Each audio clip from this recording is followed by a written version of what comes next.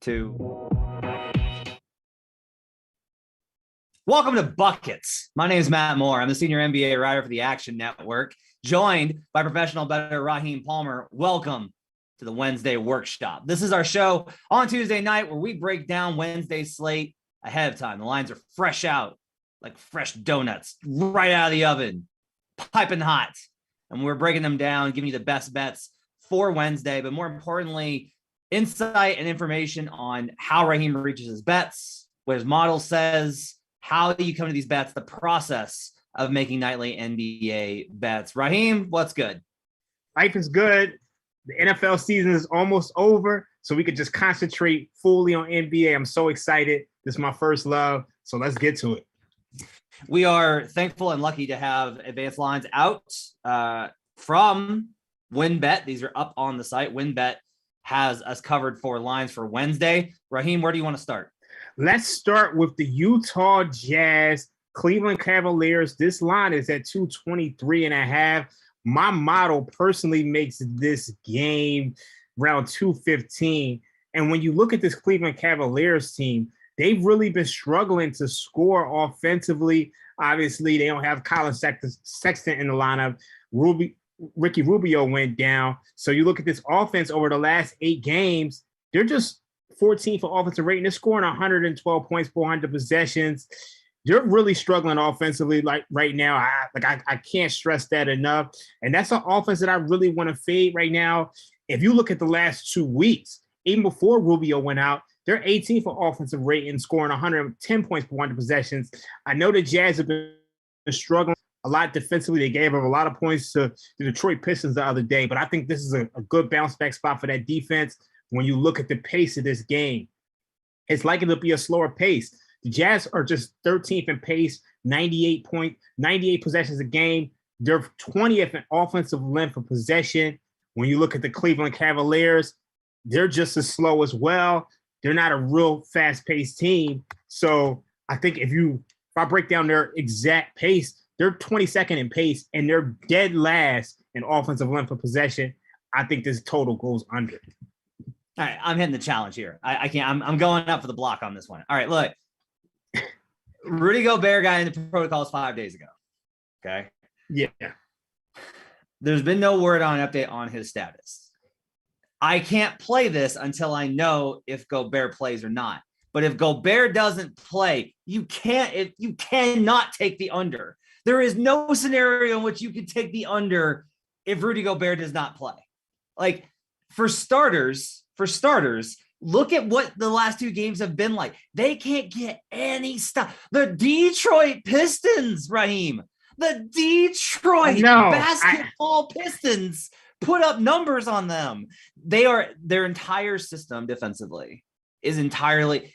There's a quote about this from Markieff Morris, Marcus Morris, rather, talking about how the entire Jazz system is they don't really defend on the perimeter. They just funnel guys to Rudy. You don't have Rudy. You have Hassan Whiteside, who's not Rudy Gobert. That's true. Additionally, I'll hit you with this. The Cavaliers switch quite a bit. They're a pretty switch-heavy team. Okay, they play a lot of different coverages, but they switch quite a bit. Without Gobert on the floor, the Jazz offense jumps big time in terms of its efficiency.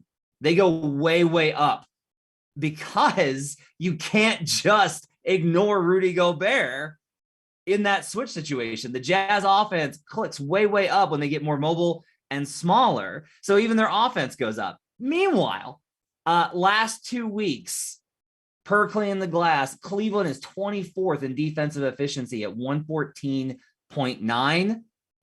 Utah is all the way down. Gonna find it. Utah is 26th at 117.3. So we got the 26th and the 24th ranked defenses in the last 2 weeks. Look, Rudy Gobert plays. I love it. This is great. I'm with you.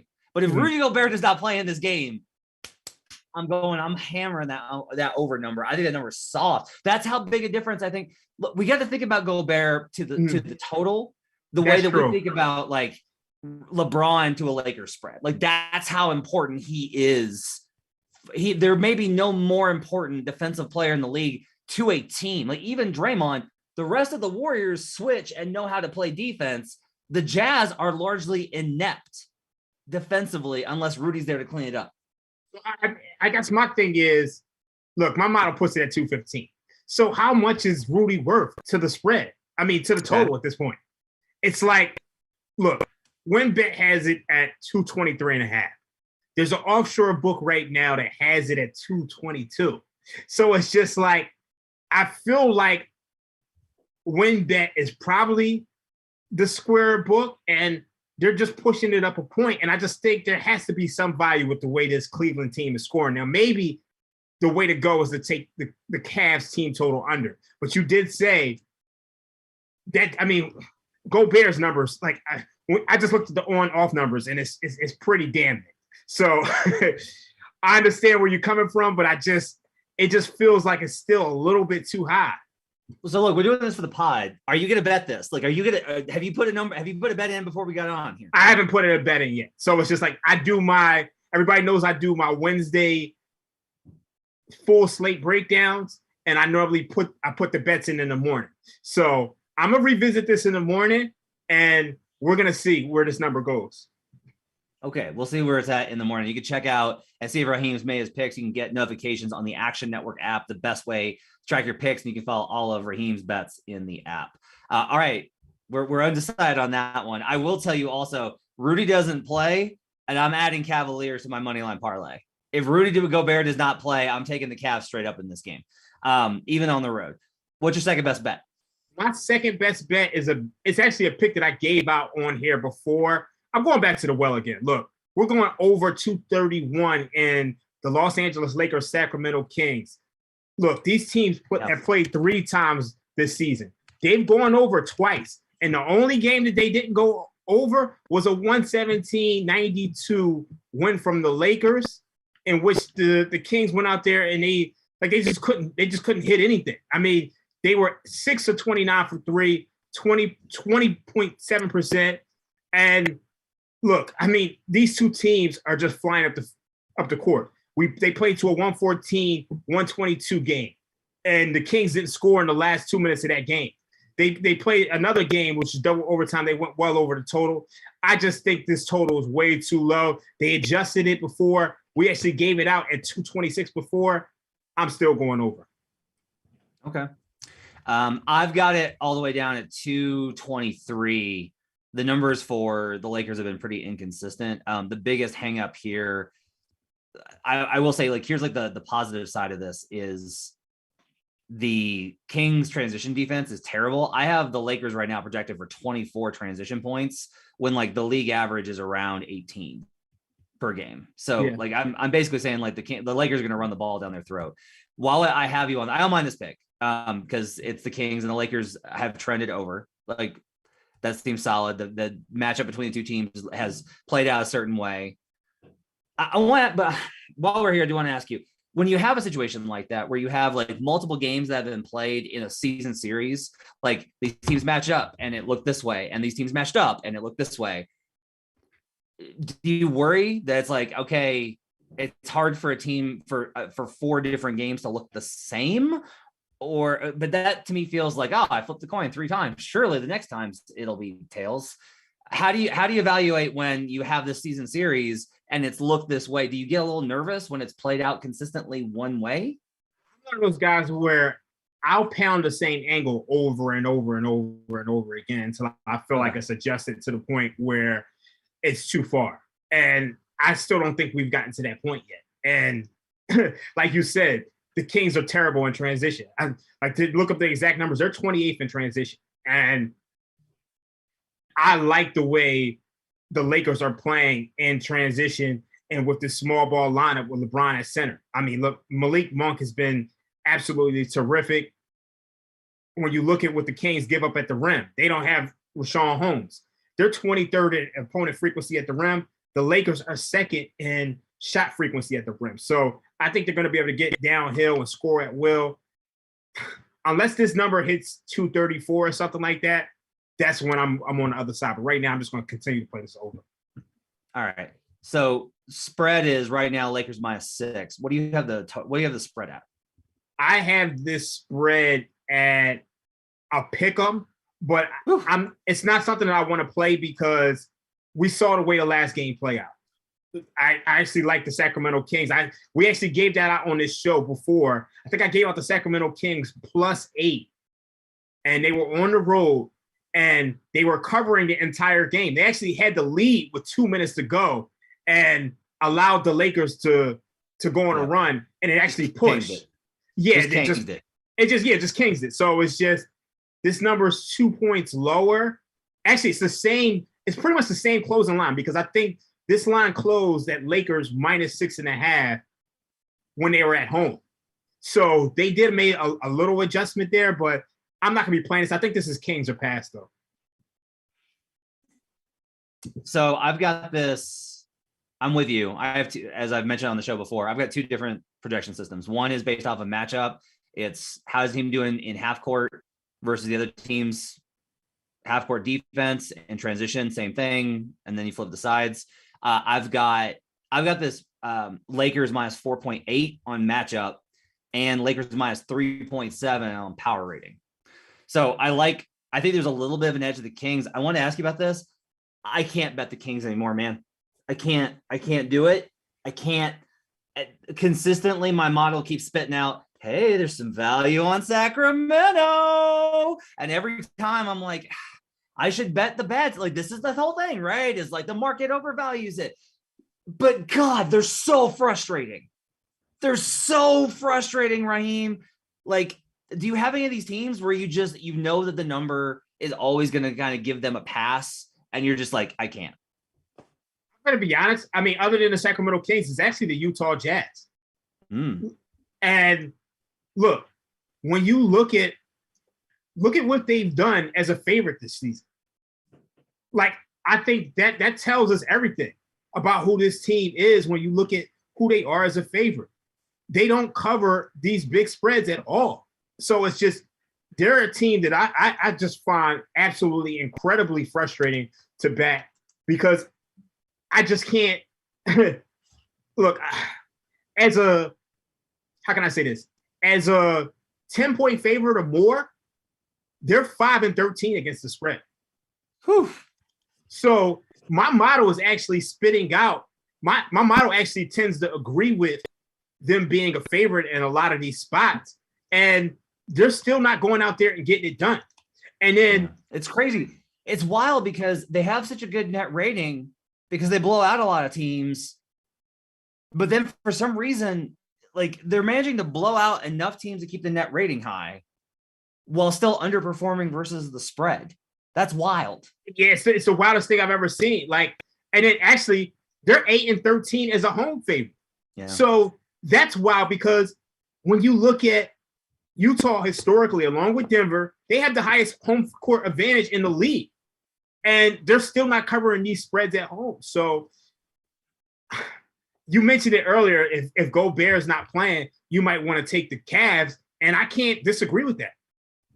So one thing I've been doing is if both of the projection systems that I use agree that a team should be favored, even if it's got an edge on the spread, if we're talking, as long as that spread is above 5, so I've got like a 4-point differential here, I've been putting them in money line parlays. If I've got an agreement on the two systems, I'm putting them in. So I'm thinking about putting Lakers in with another team that we'll talk about in a minute. I'm thinking about putting the Lakers in on the money line as part of a parlay. They're -250. I want to get that number down. I know that you just said that you guys a pick 'em, but Lakers did win. So here's what the season record was. They won the last two by multiple possessions. They lost in triple overtime early in the season. It was a terrible loss, like a lot of these Lakers games are. However, like if you ask me, like, are the Lakers definitively better than the Kings? Like, yeah, they're better than the Kings. So how do you feel about me using the Lakers? I know that you're not a big parlay bettor, but how do you feel about me using the Lakers as part of a money line parlay?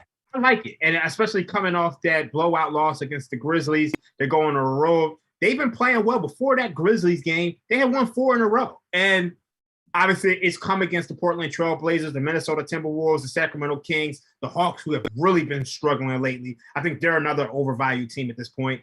And they lost to a Grizzlies team, which has won 8-9 games in a row. So I really like this spot for the Sacramento King. I mean, for the Los Angeles Lakers on the money line. If you add that to a parlay, I'm not mad at it at all. Okay, you want to talk about this game, even though you're not quite ready to bet it yet. I wanted to ask you about it because it is an interesting game. The Dallas Mavericks are taking on the New York Knicks. Yeah, This one I think it's a pretty interesting game. I think from a betting perspective, the total on this game is right now it's sitting at 205, low total. And the Knicks are 2-point dogs at home versus the Mavericks. Tell me what you're leaning here, even if you're not ready to make a bet on it. I'm leaning with the Dallas Mavericks here. Look, the Mavericks have won 6 games in a row, and 7 out of their last 8, with the only loss coming on a last-second buzzer beater to the Sacramento Kings. And you look at during the 8-game span, they're first in net rating, 14.4, behind an offensive rating of 115 and a defensive rating of 100. And one of the biggest things that we're seeing with this Mavericks team is that finally their shooting is starting to regress to the mean. So you look at the entire season, they're shooting just 33% from behind the arc. But over the last 8 games, they're shooting 38.3% from 3. That's 4th among NBA teams. The Knicks, their perimeter defense is kind of shaky. They're 25th in 3-point attempts allowed. And they're facing this Mavericks team, which is 7th in 3-point attempts. You're shooting nearly 40% of their attempts from behind the arc. So that's an advantage for this Mavericks team. You look at the you look at the Knicks, they're going to be missing some guys. Obviously, Kemba's still out of the lineup. Obviously, Noel's still out of the lineup. So I just think the way this Mavericks team is playing, I still want to catch them on this hot streak. And I think this is a line that you probably want to grab as soon as possible. Obviously, we don't know what's going on with Kristaps Porzingis. But, Derrick Rose is out. To me, this Knicks offense hasn't been great lately. Outside of their games against the Boston Celtics, where you have Evan Fournier hitting every single 3, this team is just 27th for offensive rating over the last 2 weeks. They're scoring 103 points per 100 possessions. So I think this is a good spot. You're laying just 2. I think this is a cheap buy on the Dallas Mavericks. Okay. So Knicks defense has been better last 2 weeks. They've actually picked up a little bit defensively. They've improved on that end. Percolating the glass, Knicks have risen to 4th in the last 2 weeks at 105.9 defensively. Dallas has been lights out in that regard. They are the best defense in the league at 99.7 with the 10th best offense you mentioned. Luka's questionable for this game. I think you need to make sure that Luka's playing, right? If you want to play this. Do you agree? Yeah, I definitely agree. You definitely want to make sure Luka's playing.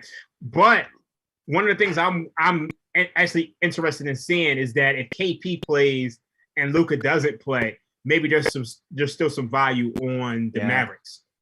I'll tell you where I'm at. This is kind of counterintuitive, but this is where I'm at. I have Knicks under matchup as a slight favorite. I've got them as a 2-point favorite. Power rated, I've got them only at 1.4. So my model says that the value is on the Knicks +2. Now that's too narrow of a margin for me to go in on this.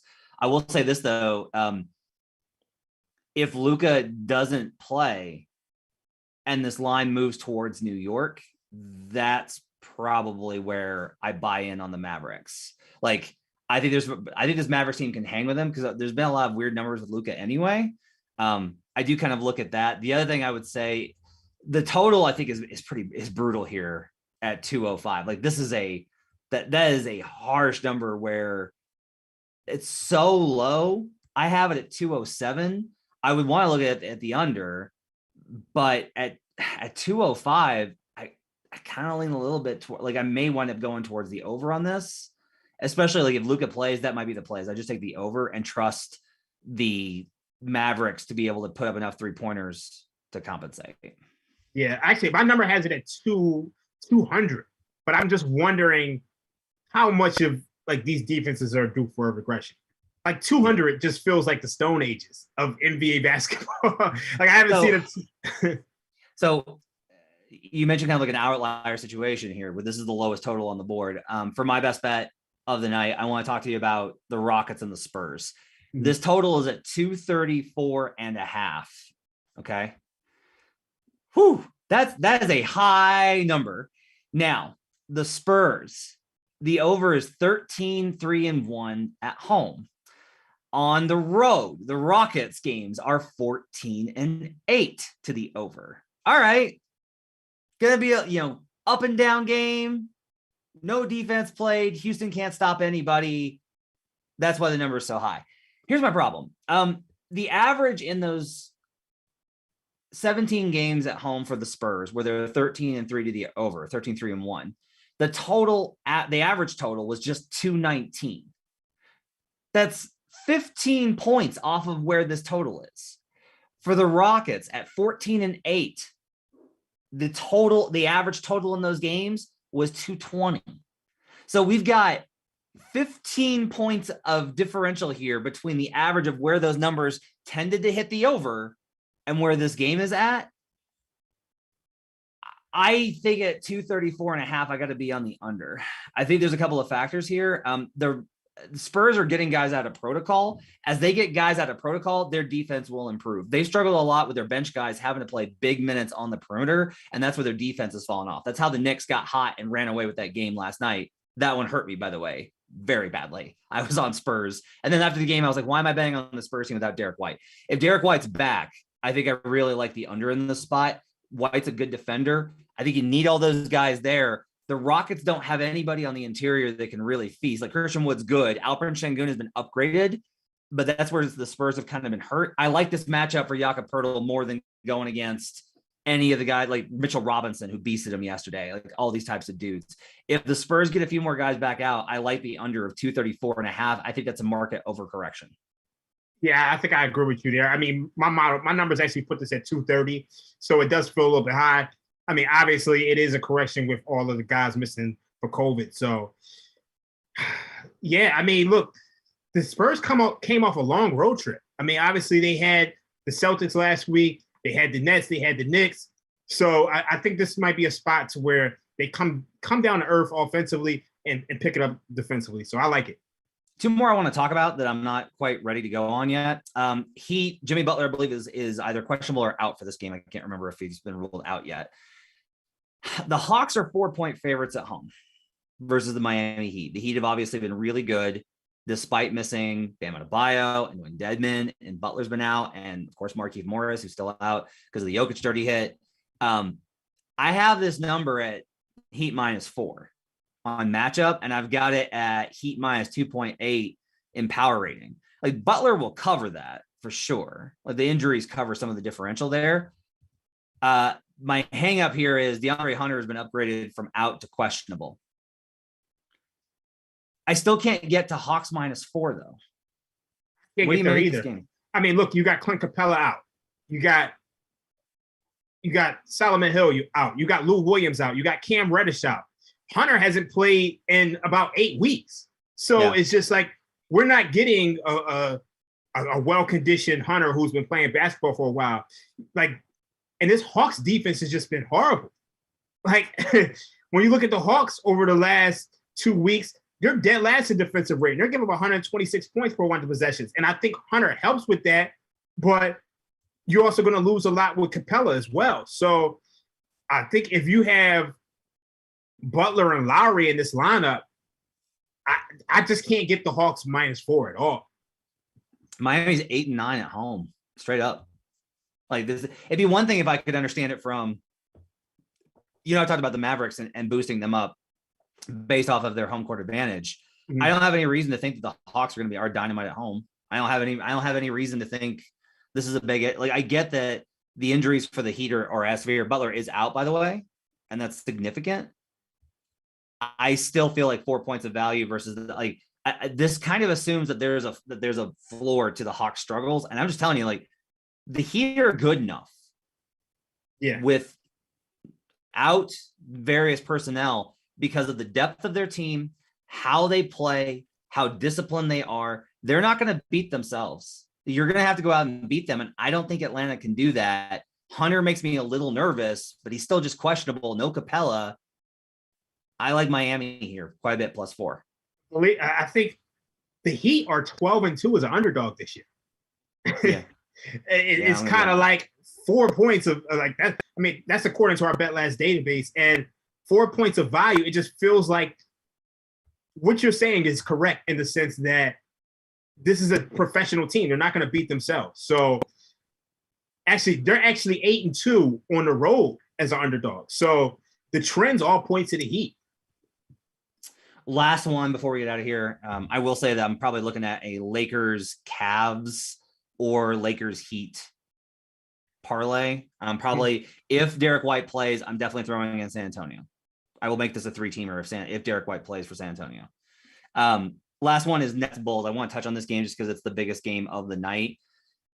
I honestly was a little surprised the Nets are 3-point favorites here. Harden missed the last game with knee soreness. He could very well be back for this game. Kyrie Irving will play because it's not in Brooklyn. Nets are 3-point favorites. Totals 231. What are your thoughts on this one? This is tough. I just look, my model actually makes the Bulls favorite. And I'm struggling to where you get Nets -3. I don't know how you get there with the way this team is playing. I mean, look, obviously there's going to be two different sets of power ratings with Kyrie on the road versus no Kyrie at home. But this team is banged up. I mean, you still got Kevin Durant playing major minutes, and he had to play 41 minutes in that loss last night against the Blazers. And they really couldn't get a stop against this team, this Blazers team that didn't have Dame, didn't have CJ. The Bulls have more firepower than that. We're doing a piece on the Bulls. And right now, when you look at the Bulls, with DeMar DeRozan and Zach LaVine on the court, they're scoring 115 points per 100 possessions. And they're a much better defense than the Blazers. I just can't get to this number. I'm struggling to understand it. So here's what's kind of interesting. Here's how the matchup model says. My matchup model likes the Nets, actually. It's got a 3.4.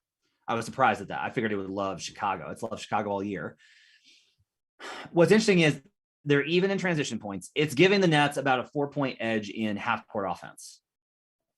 What I think is interesting from that perspective is much of that is based off of the Nets defense, which has slid off in recent weeks, but so has the Bulls. Like, both teams were really good defensive teams and are starting to struggle a lot more, especially in the half court.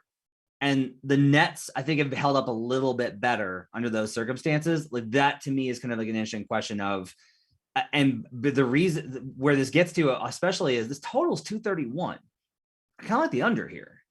Like, even if the Nets and Bulls defense isn't as good, do we see this as like a high scoring 117, 114, or 121, 117 type of game? Because I feel like they're going to take turns isoing each other. And it's going to wind up being a lot of, I could see it being a lot closer to like 109, 100. Yeah, I can see that. And then obviously the Bulls play tonight, so they're on a back-to-back. So okay. I do kind of like that. And my number actually makes it about 223. So obviously you got to adjust a little bit for Kyrie. Okay, I'm adding that then. I'm adding Bulls under. So I'm taking Spurs Rockets under, Bulls Nets under, and Heat +4. Raheem likes the under in Cavs Jazz, which I want it noted I've warned him against. And he likes the over in Kings Lakers 231. I will also have a money line parlay with, I'm going to go ahead and go with the Los Angeles Lakers. Can I trust the Spurs if Derek White doesn't play? That's my question. Yeah. You know what? I'm getting a good number on it. I'm going to take Lakers Heat. That one's pretty good. I'll probably have a round robin, honestly, with like, if Rudy Gobert's out, it'll be Cavs, Spurs, Heat, Lakers. That'll be my round robin of the night. Thanks for joining us on Buckets. Make sure to download the Action Network app, the best way to track your bets. Thanks so much for joining us. We're going to have another Best Bets episode live on YouTube. Check it out. On Wednesday night, we're doing Thursday's games. It'll be Raheem and me and our buddy Joe will be on same time, 7 o'clock tomorrow night, Wednesday. Thanks for joining us, everybody. We'll see you guys again next time. Let's get buckets.